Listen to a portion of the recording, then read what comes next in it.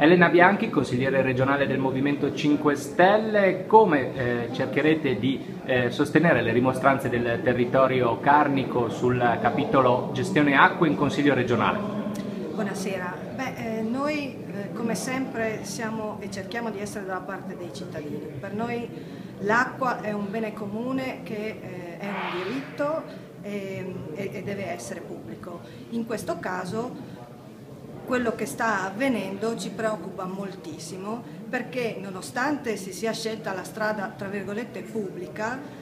comunque quello che noi possiamo vedere, anche la gestione pubblica può essere molto lontana dai cittadini e lo vediamo proprio in questo caso. La fusione che è stata deliberata, credo, in questi giorni fra il CAFC e Carneacque lo dimostra. Si sta cercando di mettere insieme dei territori completamente diversi, come già è avvenuto in realtà anche con l'allargamento e l'estensione del CAFC, per fare di tutto un'erba un fascio e distribuire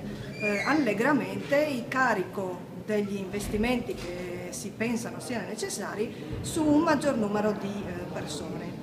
Noi pensiamo che tra l'altro anche nella provincia di Udine è piuttosto semplice individuare 3 zone nettamente distinte e diverse rispetto alla problematica dell'acqua e che secondo noi dovrebbero essere trattate in modo omogeneo, ognuna per conto suo, magari facendo anche delle sinergie a livello più alto, magari amministrativo, ma dal punto di vista della gestione e delle problematiche degli investimenti e delle tariffe devono essere trattate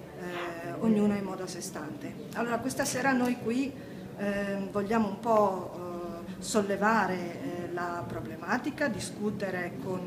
i cittadini e soprattutto presentare quello che sarà le azioni che noi possiamo fare come Movimento 5 Stelle in Consiglio regionale. Si parla già di una mozione? Sì, abbiamo preparato una mozione dove appunto chiederemo queste cose che ho